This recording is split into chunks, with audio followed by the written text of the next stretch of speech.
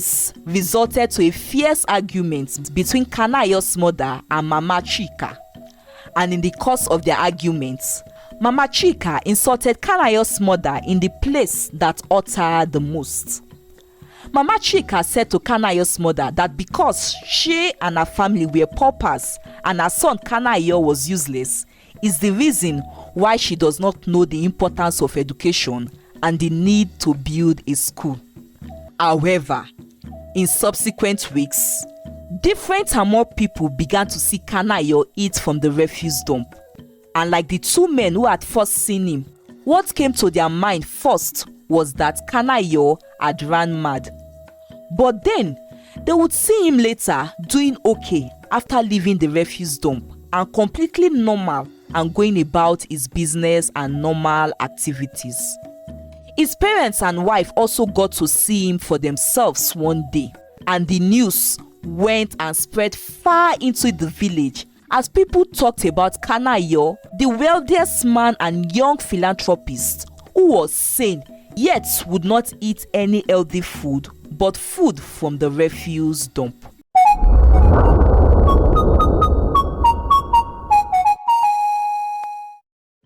Once upon a time in a small village, there lived a young fine man named Kanayo.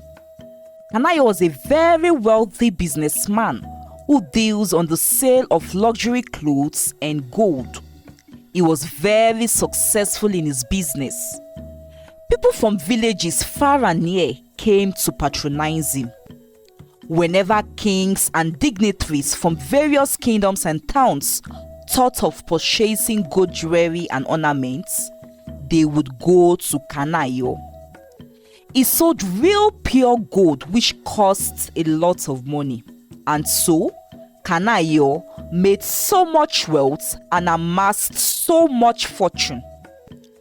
Kanayo was only 29 years old, but he became the most wealthiest man in his village and the environs. Kanayo was also loved by everyone in his village. This is because, despite being so wealthy, he was humble and also generous. He gave and freely helped anyone in need. He helped many young men like him also established their various businesses. Those who were into farming, he helped them purchase effective herbicides and good seedlings from the city in order for them to get good harvest. The old people would always say prayers of blessings for him, for his generosity and the help he renders to them and their children. Kanayo lived in a big compound alongside his father, Mazi Uchendu, and his mother, Mrs. Ngozi. Their house was formerly an old dilapidated one, but when Kanayo became wealthy, he demolished the old one and built a better, bigger and a more comfortable house. It was the most beautiful building in the village and it was well furnished. Kanayo ensured that his parents wore the best of clothes and that they were comfortable. After all, they had suffered for him while he grew up, and though it was a very small and tiny one, his father had sold his only piece of land then so he could send him to the city of Lagos where he had learnt the business of gold merchandise. And his parents were happy, seeing that their sacrifice is yielding outstanding results now. They enjoyed and had everything they wanted in abundance, from gold ornaments, the best of clothes, and even the finest of food. However, there was something strange and weird about Kanayo. It was the fact that Kanayo do not eat the well-prepared fine dishes in his house. Rather, Kanayo preferred to scavenge for food and eat from the refuse dump. "Mama, I am not eating. Do not keep food for me," Kanayo would say to his mother, and would never touch the food, but would go to the refuse dump later in the evening and eat disposed rotten foods from the refuse dump. This nobody knew of anyway. At first, when Kanayo started rejecting the food cooked in the house, his mother thought that maybe her food no longer tasted good to him, and so she told her husband, Kanayo's father, about it. But Mazi Uchendu assured her that her food still tasted so well as it has always been. Ngozi thought that her husband may not want to hurt her, and that is why he told her that her food still tasted so well. So, every time when she cooked, she would offer some to a friend or any other random person living close by as a way to get feedback about her cooking, and everyone who tasted her food all confirmed that her food tastes so good. Still, Kanayo kept rejecting food at home and would not eat. Maybe there is a restaurant he eats at, his father said one day. But when they asked from all the restaurants in the village, all of them said that Kanayo was not patronizing them. He may have told the owners of the restaurant not to let us know, and that may be the reason why they are lying to us, his parents reasoned. So, they asked and spoke to Kanayo's closest friend, Dozie, about it. Dozie told Kanayo's parents that Kanayo had also not been eating in his house even when he offers him food whenever he visited. And neither does he know about any restaurants Kanayo visits. His parents also asked Kanayo's workers and salespeople at his store, "Do our son, your boss, eat here at work? Is there anybody that brings food to him?" they inquired. But their responses were also the same. "Sir, ma, the last time we saw our oga eat in the shop is about over a year now. For a long time, oga never eats in the shop, and we believe that is because he always eats from the house," they said. And they were all right, as Kanayo never ate food, neither from home or anywhere, because he secretly ate food from the refuse dump. Now, it was not as though Kanayo does not feel hungry. He gets hungry and suffers from serious hunger pangs all through the day. But despite how hungry he gets, he had no appetite for healthy and well-cooked meals except for rotten foods from the refuse dump. And because he was ashamed and feared that people may think that he is mad, Kanayo would wait until late in the evening when it is dark before going to a refuse dump to scavenge for rotten food that he would eat, as that is what satisfies him. I guess we should stop worrying about him. He's a grown man and a successful businessman at that. I am sure he's taking care of himself, Kanayo's father said to his wife one day, after all their efforts which yielded no results, and so they let him be. Soon, Kanayo fell in love with a girl called Chisom, and they got married after months of seeing each other. Now, Chisom also got worried when her husband Kanayo would not eat her food. During the time they courted, Kanayo was always giving her the excuse of being so full whenever she had offered him food. But now they are married and he should eat her food. So, like Kanayo's mother felt in the beginning, Chisom also thought that the reason Kanayo was rejecting her food may be if he thinks that her food does not taste so good. But weeks later, Chisom learned from her parents-in-laws after complaining to them that Kanayo had not been eating his mother's food also, even before he got married, and that he gave no tangible or any reason at all for not eating apart from the same reason of not being hungry that he would always say. But what his parents do not understand is why he would also not eat his own wife's food. This is becoming too much, his parents said. "Do not worry, my dear. I will talk to him.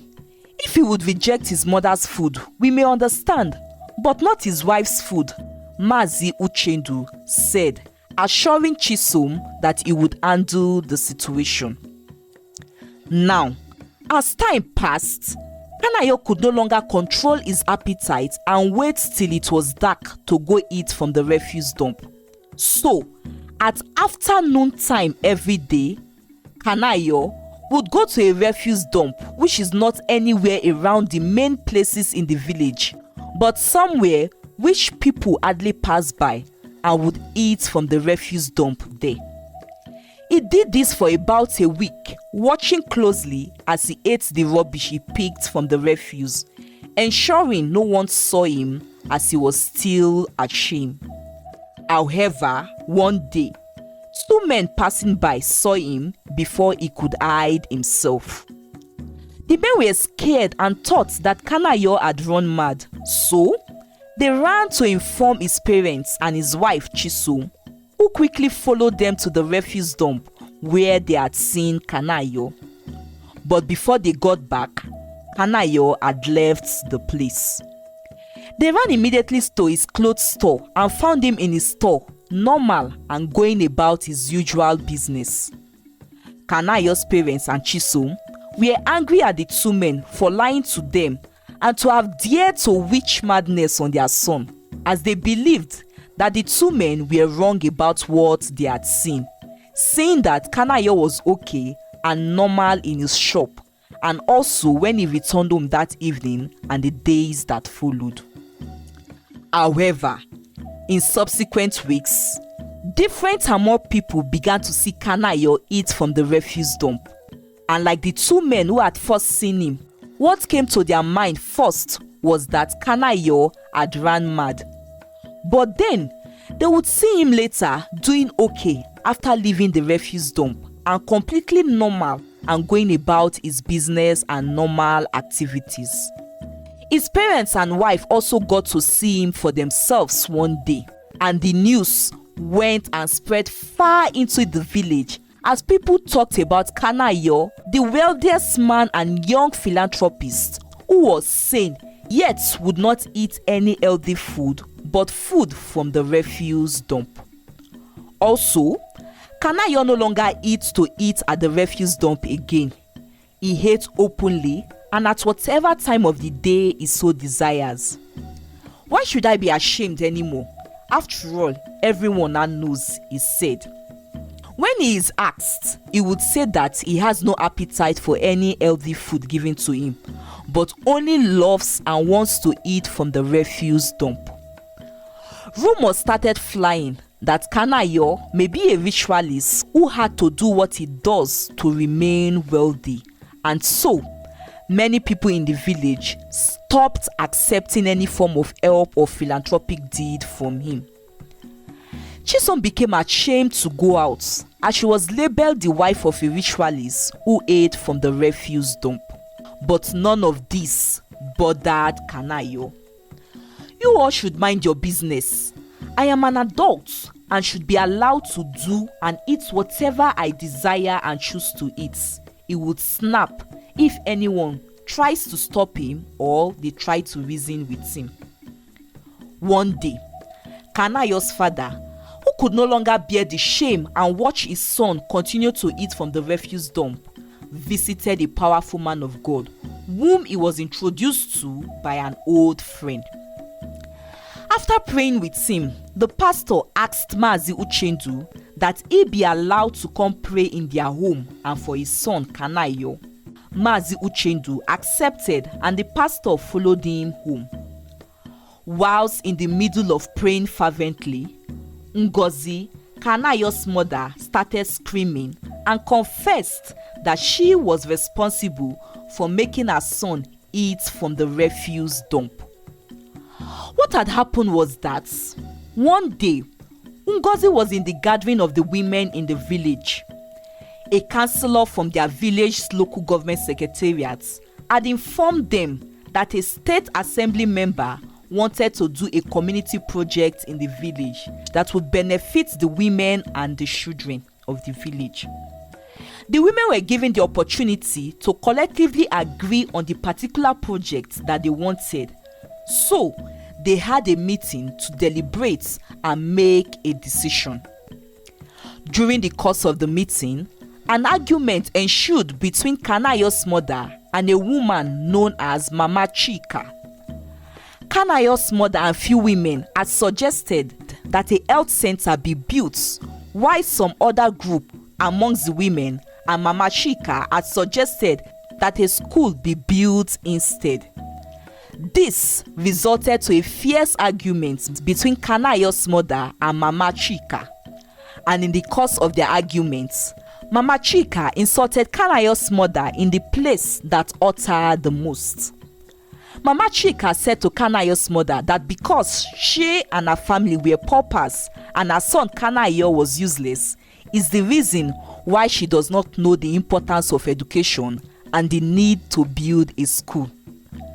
Kanayo's mother responded and bragged that her son was not useless because he was in the city learning the business of trading in gold and would soon return to the village a rich man.